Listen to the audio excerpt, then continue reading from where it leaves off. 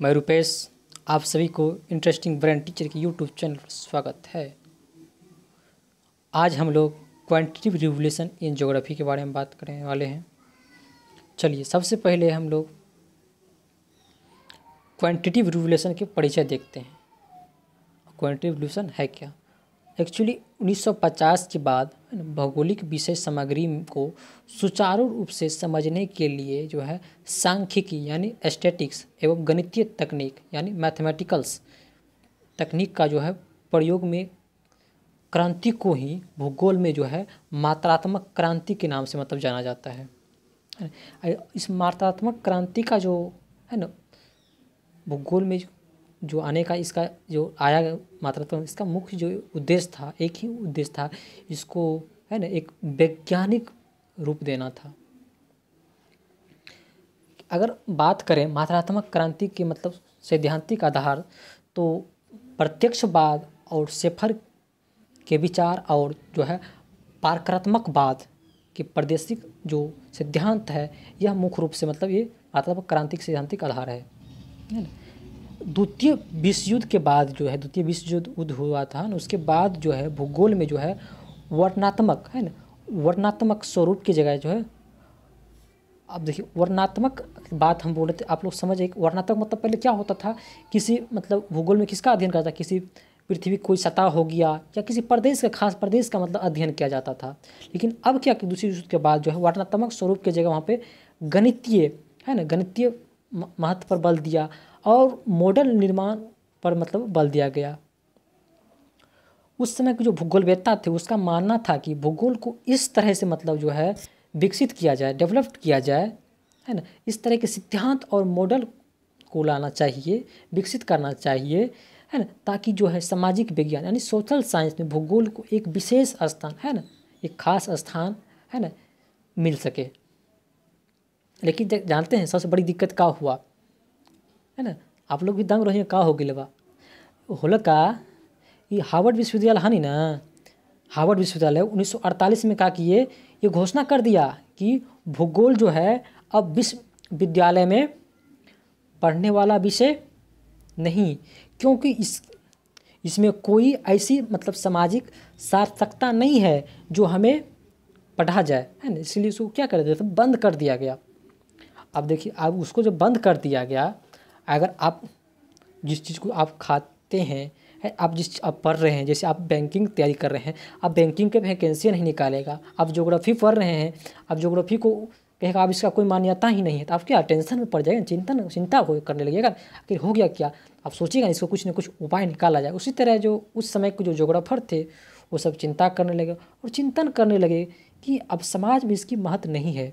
तो तब ज्योग्राफर ने लगा कि ज्योग्राफी जो है ना अब कहाँ आ गया, खतरे में आ गया है ना, तो उसको बचाने के लिए उन लोगों ने जो ज्योग्राफर था वो गणितीय मॉडल लाया और सैद्धांतिक रूप से वो धीरे धीरे क्या किया, उसमें प्रयोग करने लगा। जब वो प्रयोग करने लगा तब देख का हो गया, देखिए जब प्रयोग कर लेवानी तो का होलवा देखो ज्योग्राफी में तो क्या हुआ। उसके बाद क्रिस्टोफर महोदय जो था उसने केंद्रीय स्थल से ध्यान दिया। उसके बाद वानथुनेन ने भी अपना एग्रीकल्चर मतलब कृषि गहनता मॉडल दिया। उसके बाद कार्ल पियर्सन महोदय ने फिर अपना एक मॉडल दिया था, वानक विचलन निकालने का विधि बताया है ना। उसके बाद फिर स्पेयरमैन ने भी अपना एक दिया मानक है ना, स्पेयरमैन जो है वो भी मतलब कोटि अंतर विधि दिया। इस तरह से सब जो मॉडल्स जो आया, इस तरह के गणितीय मॉडल का विकास मात्रात्मक क्रांति के आधार पे ही हुआ है ना। इसके बाद जो भी मतलब है ना डेवलप कंट्री थे, विश्वविद्यालय थे, डेवलप कंट्री के जो सारे विश्वविद्यालय थे, वहाँ की जो प्रतिभाशाली है ना, नहीं होता है प्रतिभाशाली जो है सांख्यिकी योग्यता यानी स्टैटिस्टिकल एबिलिटी वाले छात्र और गणितज्ञ है ना, जो मैथमेटिशियन जो थे, उसमें से वो सब लोग ने भूगोल के अध्ययन में रुचि दिखाया है ना। वो लोग को भी लगा उस समय अब रुचि रखने लगा।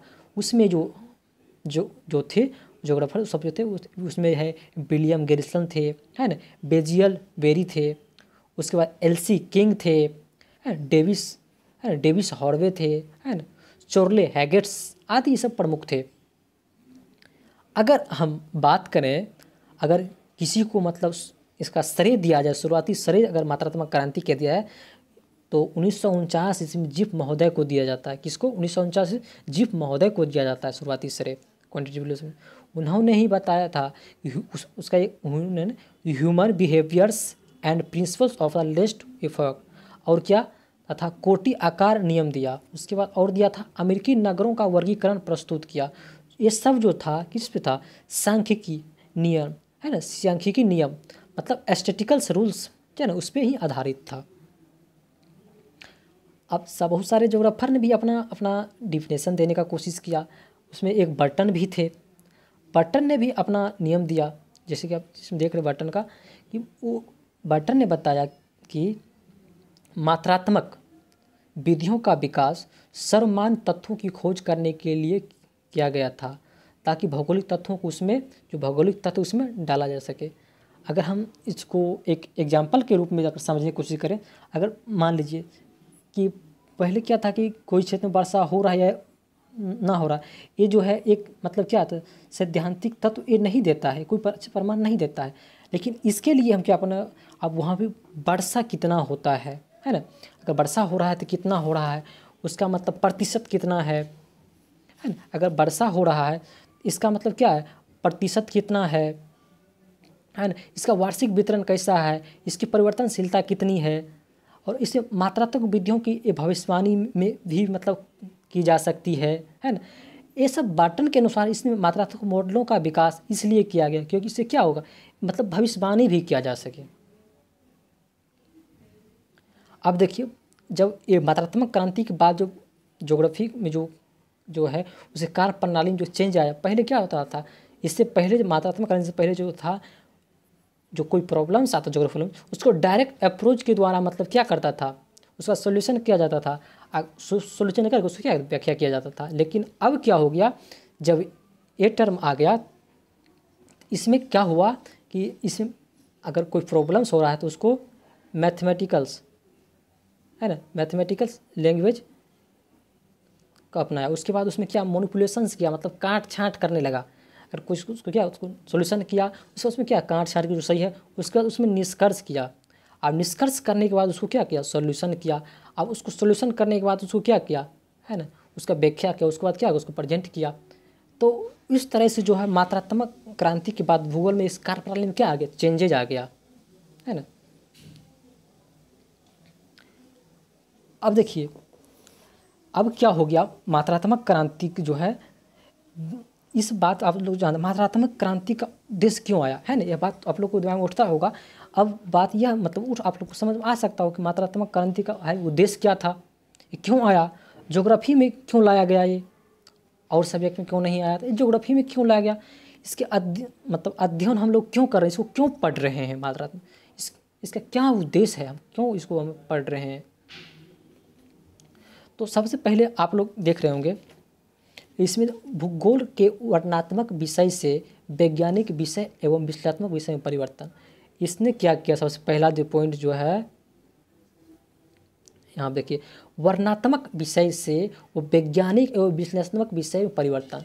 जो पहले वर्णनात्मक विषय जो चल रहा था है ना, उसको क्या किया, वैज्ञानिक रूप दिया है ना, और उसको क्या किया, एनालिसिस किया, मतलब विश्लेषण किया। जैसे आप कोपेन का बार देख सकते हैं, कोपेन ने क्या किया, उसमें एक अच्छी तरह से उसको क्या किया, एनालिसिस किया है ना, उसमें क्या किया, वैज्ञानिक रूप डाला है ना। अगर कहीं उसका जो कोपेन अपने जलवायु क्षेत्र को जो बांटा है, उसमें क्या किया, उस क्षेत्र को अलग अलग जलवायु प्रदेश में बांटा, किस वैज्ञानिक आधार पर वो किया, उसको एनालिसिस करके किया है ना, सबके लिए अलग अलग क्षेत्र बनाया।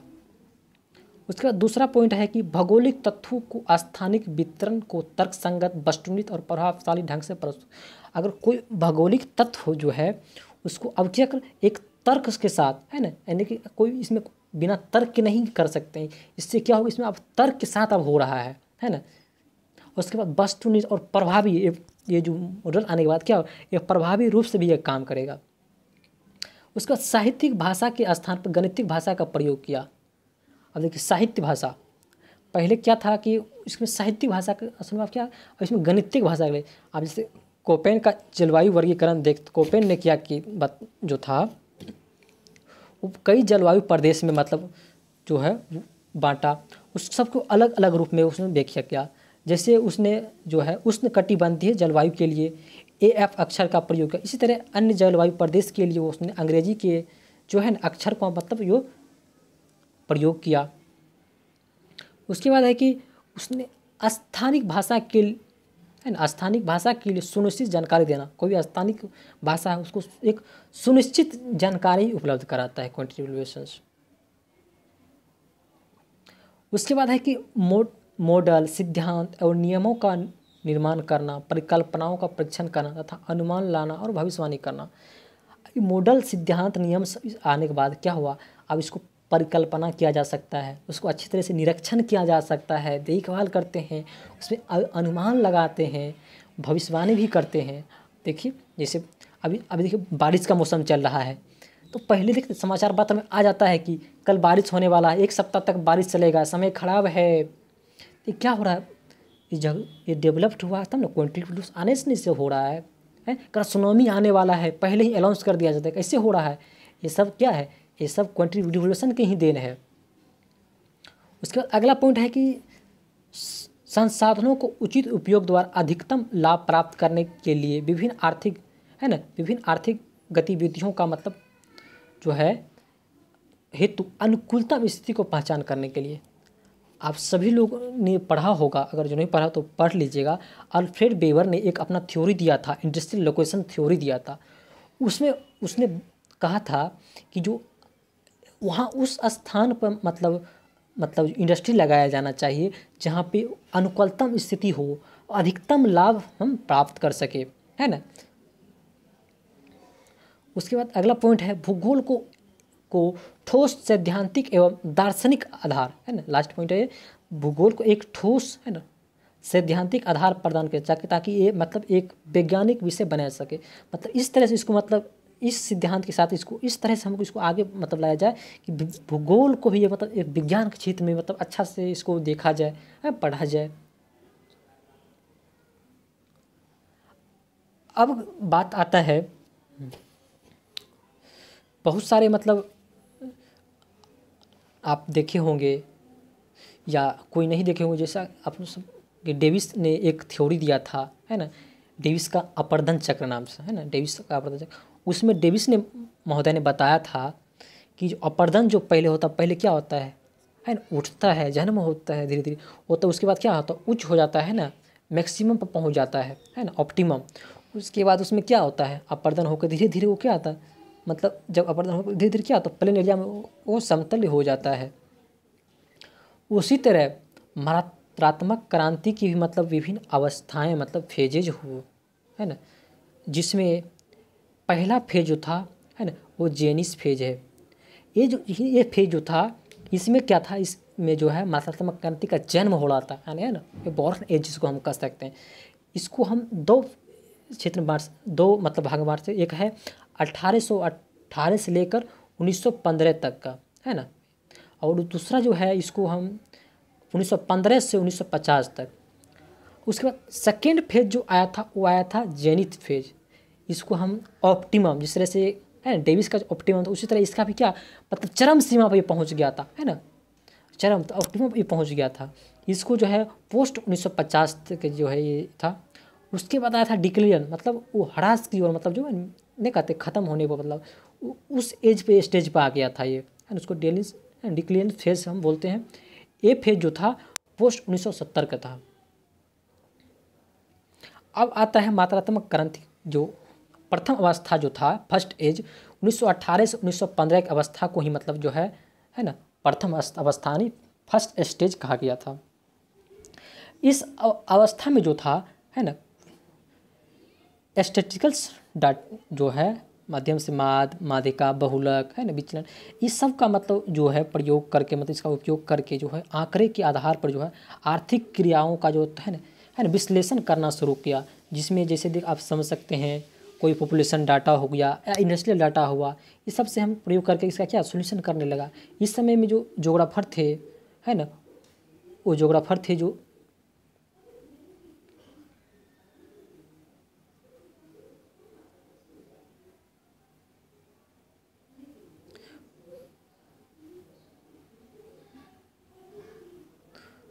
सो थोड़ा दिक्कत हो गया है, कोई बात नहीं।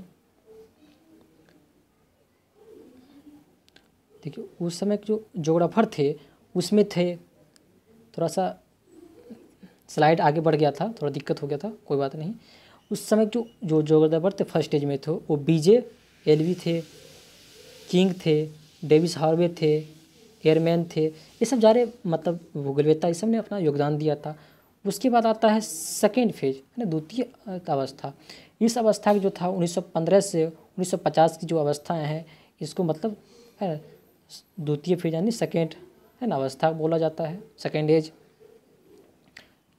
इस अवस्था में जो है कोरिलेशन है, रिग्रेशन जैसे सांख्यिकी विधियों का मतलब प्रयोग किया गया था।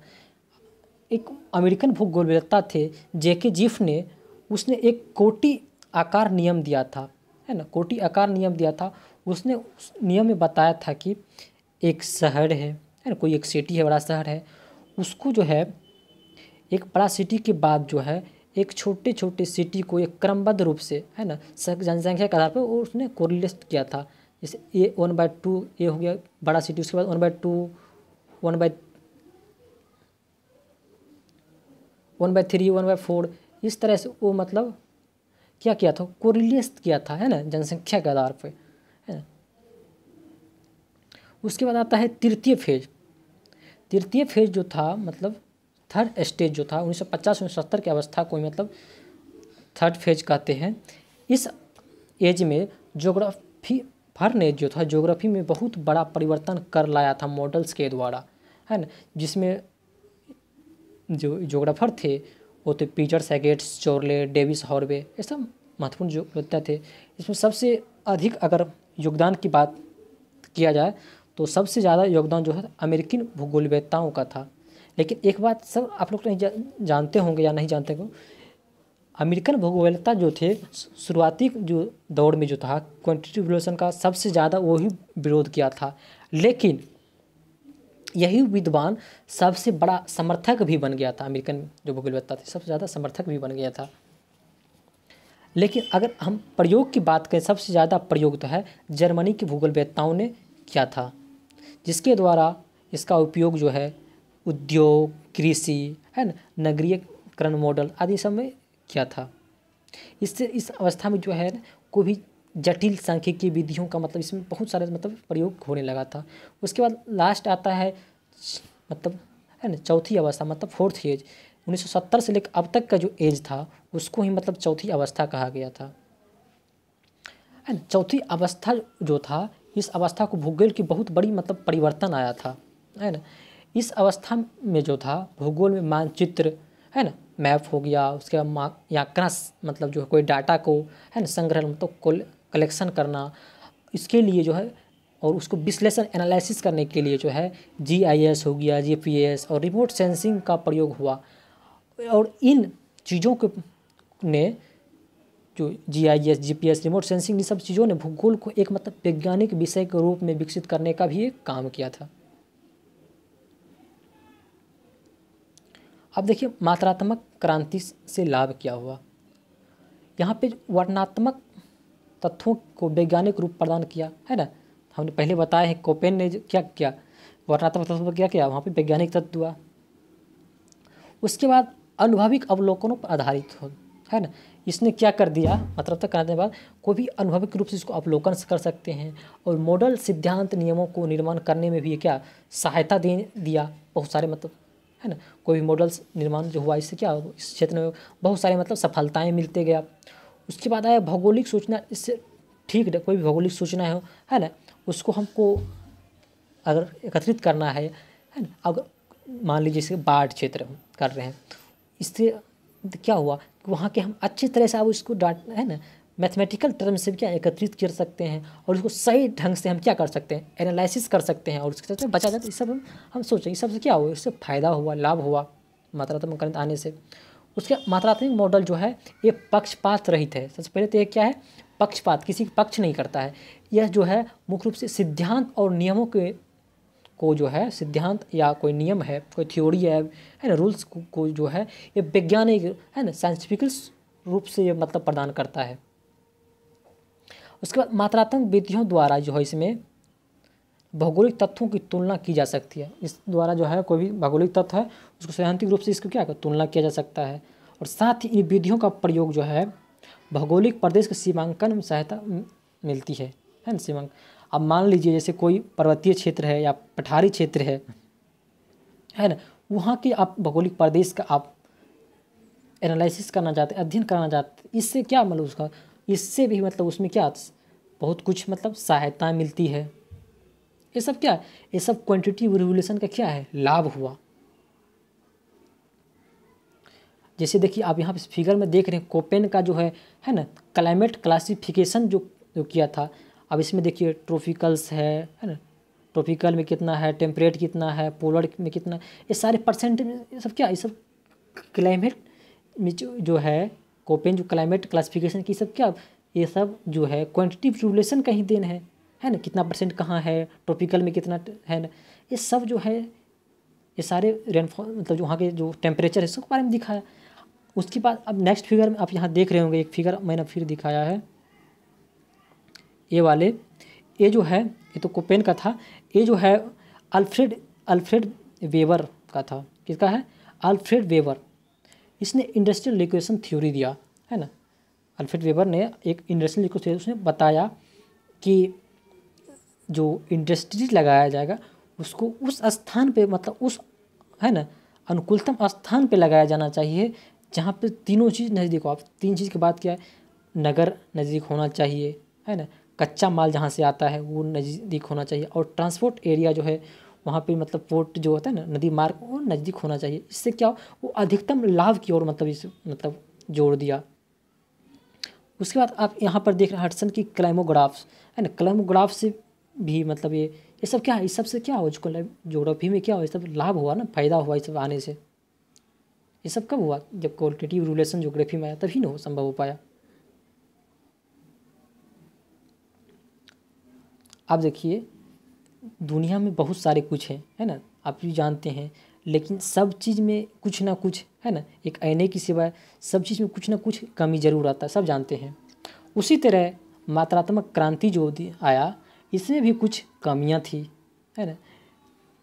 सबसे पहले तो हम ये देखते हैं मात्रात्मक क्रांति में जो है अंगीकृत अध्ययन मतलब जो है उसको बढ़ता है तथा मानवीय दृष्टिकोण को ये क्या करता है, अवहेलना कर देता है। लेकिन मानव जो है क्या एक स्वयं मतलब अपना अति करना चाहता है, एग्जाम देना चाहता है ना, इसलिए मानवीय क्या करता है, अवहेलना करता है, और अनुभविक तत्वों का भी अवहेलना करता है, और राजनीतिक विचारधारा जो है उसका भी इसमें क्या होता है, अभाव होता है। उसके बाद देखिए यहाँ पर देखिए गणितीय आंकड़े का आवश्यकता जो हर देश के पास उपलब्ध नहीं, अब कोई भी डाटा है वो हर एक सभी के पास नहीं उपलब्ध हो पाता है, ये भी एक क्या है हानि ही है इससे। उसके बाद ये अगला जो है मानव पर्यावरण के अंतर संबंधों को रेखा है वो जो रेखीय गणितीय भाषा के रूप में स्पष्ट किया, ये मतलब सही स्पष्ट नहीं कर पाता है। उसके बाद ये जो मात्रात्मक क्रांति आने के बाद जो है मात्रात्मक विधियों का द्वारा कुछ जो वेरिएबल्स होते हैं उसमें कुछ में अधिक प्राथमिकता दिया गया, किसी को मतलब क्या गया इग्नोर कर दिया गया है ना। जैसे कि आप यहाँ इस चित्र में ये देख रहे होंगे, ये इसका हम दिखाया है वान थुनेन का जो है सिस्टेमिक्स ऑफ द एग्रीकल्चर लैंड्स है ना। यह मॉडल जो है हर जगह मतलब क्या होता है, हर एक प्रदेश में लागू नहीं होता है, किसी खास प्रदेश में ही लागू होता है। ये सब क्या हुआ, क्वांटिटेटिव रिवोल्यूशन का थोड़ा हानियाँ हुई, कमी है। आगे ये सब को देखते हुए अंत में हम ये कह सकते हैं कि इसमें अनेक गुण दोष देखते हुए है ना, अगर ध्यान मतलब भौगोलिक अध्याय के क्षेत्र में हम अगर परिणात्मक विधियों द्वारा मुख्य रूप से जो इसमें जो है संयुक्त राज्य अमेरिका, यूरोप के महाद्वीप, ब्रिटेन हो गया, स्वीडन हो गया, ये सब देश में मुख्य रूप से फैला था। ब्रिटेन में है ना पिहेगेट्स, रिचर्ड्स, शोर्ले, डेविस हार्वे, ये सब ने मात्रात्मक विधि को भी अपनाया। लेकिन क्या हुआ 1970 में आते आते जो है डेविस हार्वे ने अपनी 1970 में डेविस हार्वे ने एक पुस्तक लिखा था। पुस्तक जो था वो था एन एक्सप्लेनेशंस इन ज्योग्राफी। उसमें उसने स्पष्ट ये किया कि मात्रात्मक क्रांति जो है अपना समय जो है पूरा कर लिया। मात्रात्मक क्रांति का अब क्या हुआ, समय पूरा हो गया। अब इनकी ह्रास की प्रवृत्ति मतलब ये धीरे धीरे अब क्या अब ह्रास हो रहा मतलब खत्म हो रहा है फिर एक जोग्राफर जो था LD स्टैम्प 1966 में ने भी एक मात्रात्मक क्रांति को जो मतलब ये भी मतलब जोरदार रूप से मतलब ये भी मतलब इसका विरोध किए, है ना। इसमें उन्होंने कहा, LD स्टैम्प महोदय ने कहा कि यह एक गृह युद्ध है, सिविल वार है। क्या है? एक सिविल वार है के नाम से उसने, सिविल वार के नाम से भी इसने मात्रात्मक क्रांति को मतलब विरोध किया।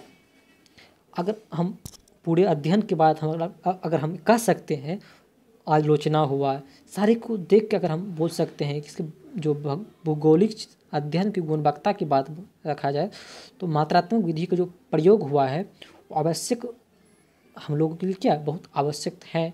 अतः हम इसको हम यह कह सकते हैं कि भौगोलिक अध्ययन में जो है गुणात्मक और मात्रात्मक विधियों में समन्वय होना क्या है बहुत आवश्यक है ना। अभी जो ज्योग्राफी क्षेत्र में जो है इससे बहुत अभी है ना फ़ायदा हुआ है, इसके लिए इसकी बहुत आवश्यकता है। धन्यवाद, आप लोगों ने इतना समय दिया है। हाँ, जो लोग इंटरेस्टिंग ब्रेन टीचर को सब्सक्राइब नहीं किए हैं सब्सक्राइब करें। जो लोग इससे नहीं जुड़े हैं अपने दोस्त को भी आगे शेयर करें कि वो लोग भी देख सके और इसको जान सके, है ना। और कमेंट करके आप लोग ये बताएं कि आप लोग को ये वीडियो कैसा लगे। धन्यवाद, बेस्ट ऑफ लक्स।